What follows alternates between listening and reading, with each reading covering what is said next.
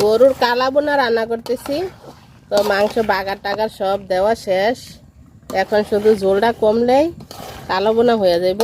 তো রাঁধুনি কালো বোনার মিক্সের মশলা দিয়ে আমি রান্না করতেছি। কালো বোনাটা খুব সহজ, মজা হয় অনেক খাইতে।